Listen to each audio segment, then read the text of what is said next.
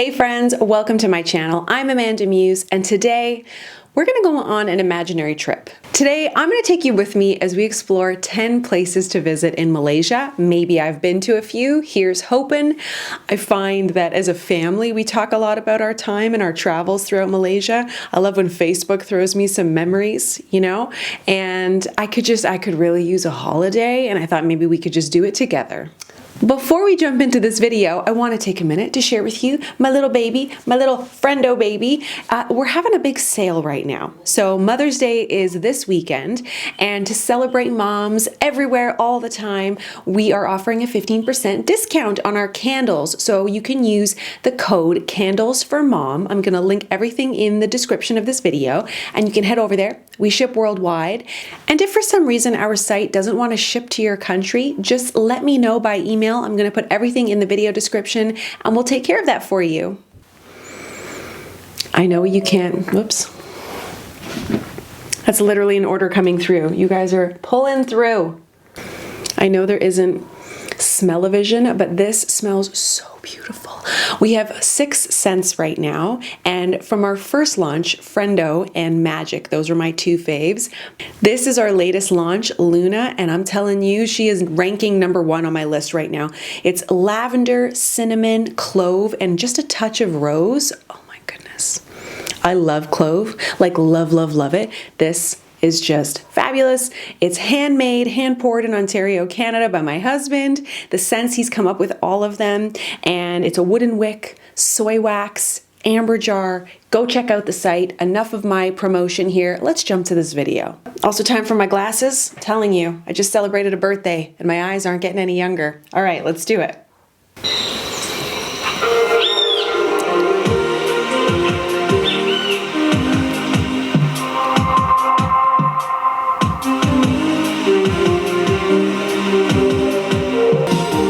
Number 10, Melaka. Lying on the west coast of the Malaysian peninsula, Melaka is a unique place to visit due to the British, Dutch, and Portuguese all having ruled here at one point. As such, there is a wealth of colonial architecture to explore, with each nation having left its mark in terms of the buildings left behind and the cultural impact that they had. With the lively night market and a wide range of different cuisines, this charming city is understandably a popular tourist destination in Malaysia. Pause. Quick short story about Malaysia, and if you're new to my channel, I like to throw in my own personal experiences having lived there. The story about Melaka is my husband and I had just come back from a trip from Cambodia.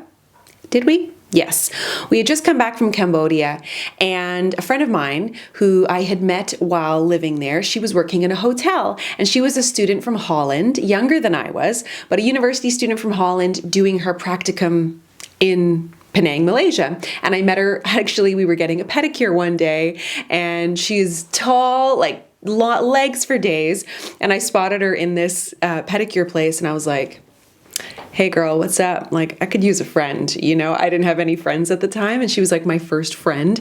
And anyway, so we took, I think it was 2 days, and we did a little getaway. I did get a little bit sick while I was there. I was just run down because we had just done this big trip to Cambodia. And just, I mean, it's like stories upon stories with me in Malaysia. But on this trip, which by the way was amazing, we did all the things, hair wash, I have pictures from all of these places. The night market, we took one of those beautiful over the top, you know, they're not called tuk-tuks, that's Thailand, but one of those, you know, motorcycles that are all done up and lights, and oh my goodness, if I have pictures, I'm going to try and include some pictures because it was so much fun. And Vivian and I had just the best time, but I did get a little bit sick because I had just done this huge trip with my husband, Dean, and I was a little bit worn out.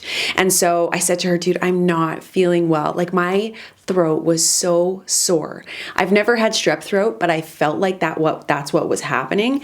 Anyway, throughout our tour, we found a place, and it was a Chinese medicine type of place. And it was like right in the downtown area where you're walking around and you're, you know, exploring. And I popped in there and I was like, I'm so sore. And he gave me a little bit of these, you know, type of Chinese medicine, like, you know, holistic type of stuff. I'm not using the right words, but anyway, it was a couple of these little ball things that you you just put under your tongue.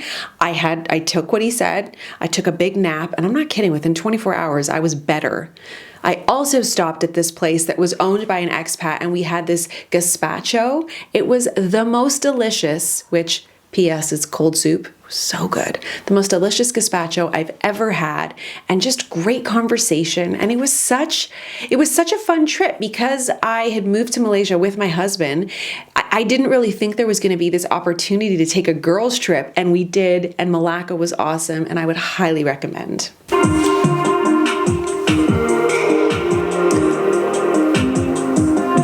We took the boat tour as well.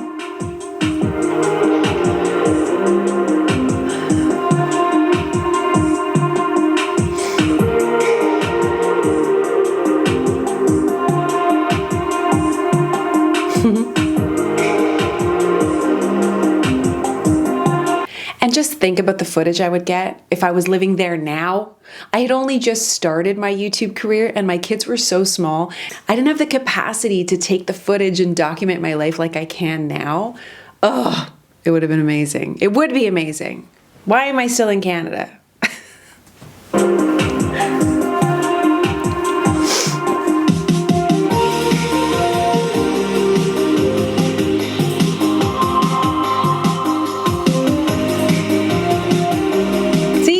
Things. Oh, did you see them? It went too fast.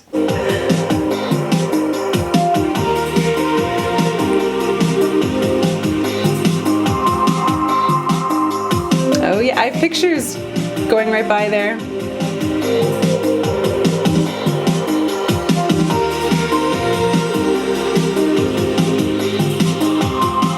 Number 9. Cameron Highlands. I never went there. I drove past it, but I never went. And I feel like so much regret because of that. So let's explore this together. The Cameron Highlands is one of Malaysia's most extensive hill stations, first developed by the British in the 1920s. It has a population of more than 34,000 people, consisting of Malays, Chinese, Indians, and other ethnic groups. The Cameron Highlands is renowned for its trails. They lead visitors through the forest to waterfalls and other tranquil spots. Apart from its jungle walks, the sanctuary is also known for its tea plantations, and visitors can book several tea factory tours.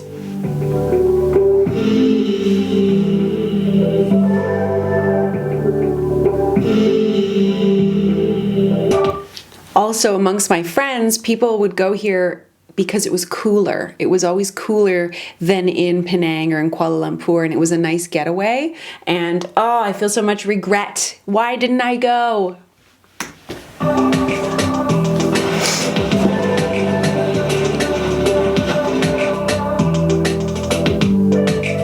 Wow. Oh, so beautiful. Number 8. Mount Kinabalu. Towering 4,095 meters above northern Borneo, Mount Kinabalu is the highest mountain between the Himalayas and the island of New Guinea. The main peak of the mountain can be climbed easily by a person with a good physical condition and requires no mountaineering equipment, although climbers must be accompanied by guides at all times. For those with limited time or energy, there are gardens and many short walks through the jungle to enjoy the vicinity of the entrance.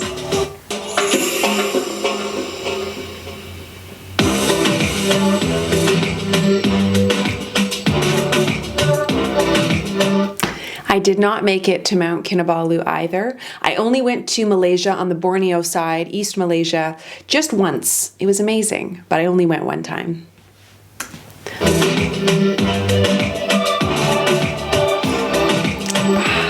Beautiful. Number 7. Perhentian Islands. Located off the coast of northeastern Malaysia, not far from the Thai border, the Perhentian Islands are the must-go place in Malaysia for budget travelers. The two main islands are Perhentian Besar, meaning Big Perhentian, and Perhentian Kecil, meaning Small Perhentian. They have... I would take some of that right now, just throwing it out there. We are May 2nd or something, maybe it's the 3rd, and it is so darn chilly that I'm like tempted to put my heater on. But I mean, yes, we get cold in Canada, but not usually in May. Or maybe it is, and I'm just projecting. I just wish I was sitting on this lovely beach like these people, swimming, playing in boats. I did not make it to Perhentian Islands. It was always on our list. But here's the thing, is sometimes you think that you're going to be in a place for longer, that there's always going to be time. And isn't that a life lesson? Make the time to do the fun things, because honestly, time runs out, you know? And there's like so many places I didn't get to visit. Malaysia's most beautiful beaches and great diving with plenty of cheap accommodation. Visitors can also explore the tropical jungle that covers most of the island's terrain.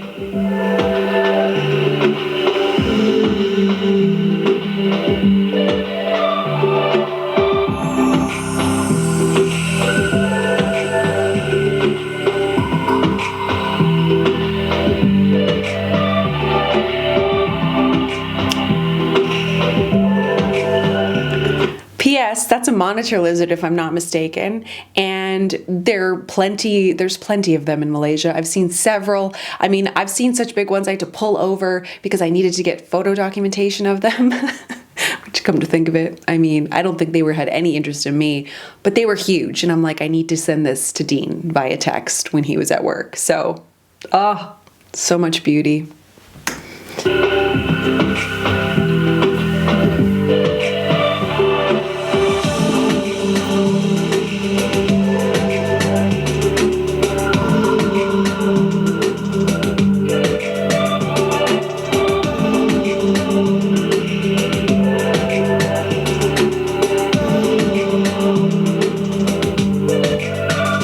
Number 6. Batu Caves. Travelers who make their way to Batu Caves near Kuala Lumpur will be rewarded with some pretty awesome Hindu art. The 3 main caves that make up Batu Caves make it the most popular Hindu shrine outside of India and attract thousands of worshippers. The highlight of the site is a giant statue of a Hindu god reached by climbing 272 steps to the cathedral cave. Monkeys also enjoy the site and can be seen playing there. We didn't make it to Batu Caves. We only lived in KL for like 3 months, maybe. And that whole time, Dean was immersed in studying. So when you get hired on as a pilot, which that's what we were there for, by the way, my husband is a pilot. He was working at AirAsia. And so when you get hired on as a pilot, it is very intense as you're going through the course for the aircraft. And then once he completed the course, we immediately were shipped over to Penang. So I was doing a lot of travel by myself in the day, but I was a lot younger than I am now. You know, I was only 25. I wasn't as confident as I am now to go out and travel all by myself and do all sorts of these touristy things alone. It was a different Amanda back then. If I was there now, oh my gosh, Dean, I'll see you at dinner. I got things to do. But then it was different times. The internet was different. Phones were different. Like, I know it's only 12 years ago, but it's 12 years ago. You know what I mean? Anyways, I never made it there. And again, you know?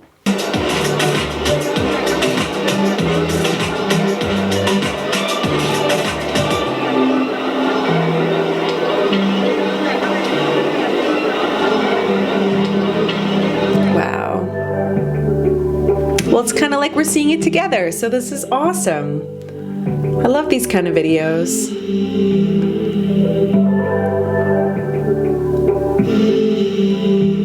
Wow, that's a lot of people. Isn't it trippy to see that many people close together in these times of, you know what? I don't want to say the word, but you know what I mean? Like without masks, it's kind of wild. Trippy. Number 5. Penang. Yay! Penang! Historically regarded as the Pearl of the Orient because of its important location among the sea trade route, Penang is a colorful island shaped by its diverse culture, heritage, and world-famous cuisine. A must-do here is a stroll around the historic Georgetown to see its colonial buildings, stately mansions, and lovely temples. Visitors will find plenty of activities that range from excellent shopping to horse riding on the beach, photographing snakes in the Snake Temple, and cable car rides up to Penang Hill. I can safely say I've done all of those things. So there, we have done some stuff.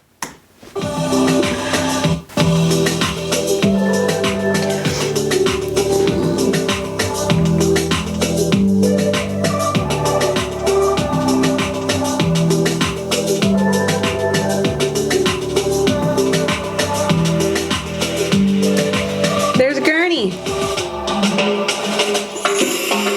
Yeah.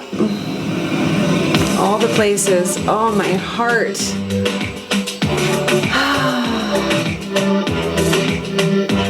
That's one of my favorite places.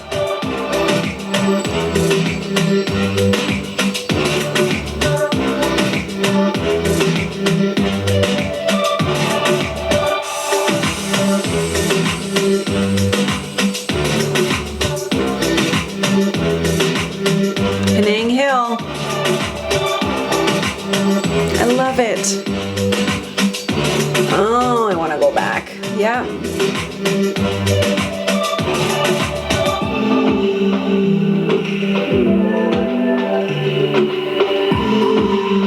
Number 4.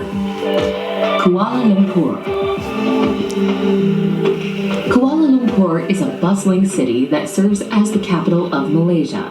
The country's most populous city, it has a landscape filled with innovatively designed skyscrapers, including the iconic Petronas Twin Towers, the world's tallest twin towers.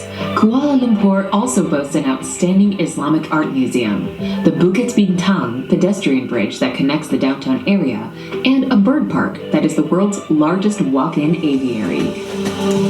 Considering my love of birds, hence even my business logo is a bird, I have been to the bird park.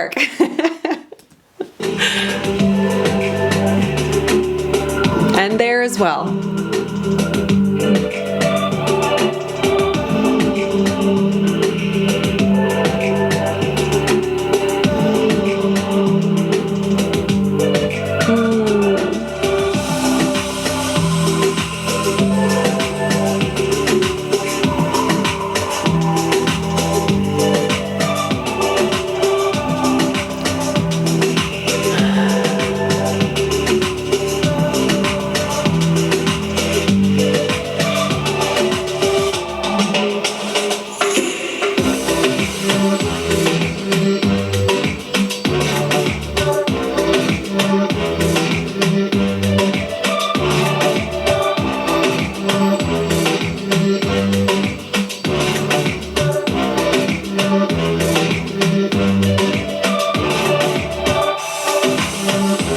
So pretty.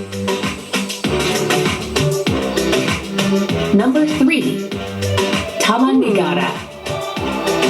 I never went there. Encompassing 3 states across the northern part of West Malaysia, Taman Negara is reputed to be the oldest tropical rainforest in the world. A popular ecotourism destination, this national park is teeming in wildlife, from rare plants to scarce animals like the Malayan tiger and the Sumatran rhinoceros. Wow. One of the most popular things to do in Taman Negara is the canopy walk, a long suspension bridge high above the treetops where visitors can walk and glimpse exotic birds. Ooh.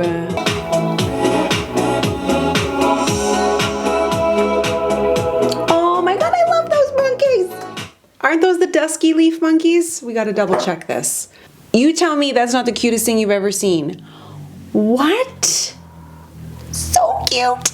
I'll tell you one little funny story. I showed up we were in Langkawi with my in-laws, and which is another little island off of Malaysia, and we were in Langkawi, and we showed up at the hotel we were staying at, and these little dusky leaves were way up high in a tree. Pretty sure it was palm tree, and they were chucking, or no, it was mangoes, and they were chucking mangoes down. Maybe it was papayas, who knows, but it was the cutest thing ever. I'm not gonna, I don't want to judge, but the other monkeys, the macaque monkeys, not my favorite. No, they're everywhere. I'm sure all monkeys are aggressive, but I find them super aggressive. And sometimes there's just too many. It's too much of a good thing. Yeah, I won't get into the monkey story. I'm just a little bit scared of monkeys. Okay, moving on. So cute.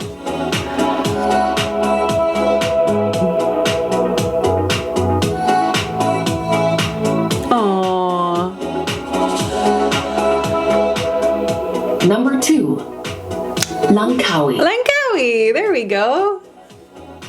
Malaysia's best-known holiday destination, Langkawi, is an archipelago of 99 islands in the Andaman Sea. By far the largest of the islands is the eponymous Pulau Langkawi, with a population of about 65,000. With its many diverse landscapes of beaches, mountains, rainforests, and mangrove wetlands, Langkawi offers tourists a great variety of things to see and do. A popular activity here is to take a cable car ride and walk across the sky bridge to see incredible views across to Thailand.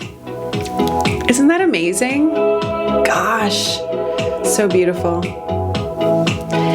Langkawi is one of the first destinations we went to. So we got married, just a little timeline here. We got married in April of 2010. By September, I was living in Malaysia. Dean finished his courses by like October, November, maybe December. It was either like December or January is when we took a trip to Langkawi, somewhere around there. And that was what we considered our honeymoon. And it was so fun. Like, we didn't get like a traditional honeymoon because we got married in April. Dean moved to Malaysia in May, and then I was like packing up all of our stuff to leave Canada. But that time in Langkawi, I mean, I still, like, there's so many little details we stayed at this hotel called the Casa del Mar. I'm sure it's still there. Oh my gosh. You walk in and it was just like you were just hit with this wave of peppermint. They use peppermint essential oils, and when it's really hot in a place and then you walk into a place that's air conditioned and smells like peppermint, there might not be a greater feeling in all the land. How many years have we been now? That was like 12 years ago. 11 years ago. I just celebrated my 11th wedding anniversary. It was incredible. Okay, moving on, back. I think I have a picture standing right there.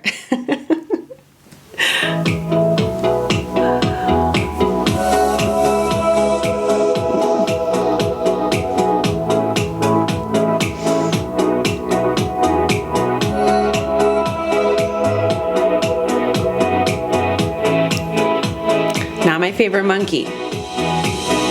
Oh God, what is that? I don't like that thing. I'm just gonna throw it out there. Amanda is a little bit of afraid. I can't even say the words. A little bit afraid of things that look like rats or mice or squirrels. You get a little bit bigger than a squirrel, it's a little easy for me. But like, I do not like the look of that thing. Okay, it's gone. It's gone. Whew.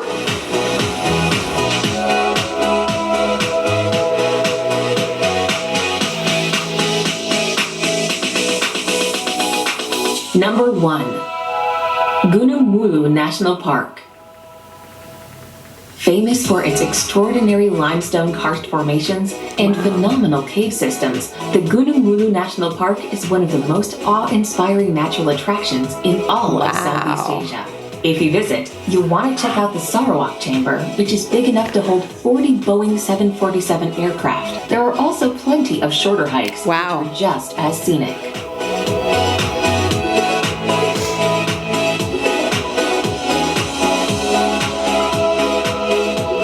That's beautiful.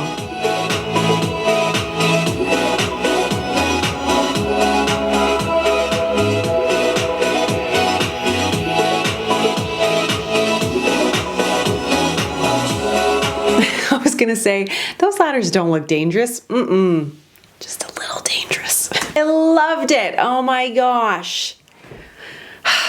Who wants to go on a trip with me? Like, for real, for real. Oh my God, that's amazing. Whenever I do these kinds of videos, I always have comments asking me to come back to Malaysia, or when am I gonna come back on a trip? And I'm telling you this, the longer that we stay cooped up in our homes, which is like nearly forever now, it's hard to imagine a time where we're not gonna be just collecting dust on our passports. But when there's a time when we can safely do this again and travel, I am saving up to take my whole family back to Southeast Asia and just do an amazing trip. I don't care how long it takes. Fortunately, my job allows me to travel, and right now my husband's job is like not happening. So it would be amazing to take a trip there again. As I was watching this video, I was thinking to myself, is there ever going to be a time where I don't feel nostalgic for Malaysia? And the honest answer is likely no. I have lived in a few places. I'm from Montreal, and I've lived the longest where I grew up until I was 19 in the suburbs of Montreal. And then I lived in Toronto for a little bit, 2 years. And then I lived in Vancouver for nearly 5, Malaysia for nearly 5. And now I've been back here for 6 years or so, something like that. I might be off in my numbers. So whenever I see places that I've been, it's such a nostalgic feeling. It kind of hurts a little bit, like there's so many memories that were created, a life that I led that you can never go back to. There's never going back to a life that once was. There's always moving forward. So if I ever did move back, for example, it would be an entirely new experience with entirely new memories, obviously, but everything would be so different. And so I think it's really natural to feel this nostalgia for places. Similarly, when I see, movies and I know that they're filmed in Vancouver, I feel such a sense of nostalgia because my life was really beautiful and magical when I lived there as well. Very full, very different experiences than I had when I moved overseas. And of course, my life here is very different than any other time. So I think what it comes down to is I'm just a very feely person. I feel a lot of things. I put roots in the ground wherever I live. I form friendships, I make memories, I feel the loss when I leave because I chose to live fully while I was there. I try to really live fully wherever I am.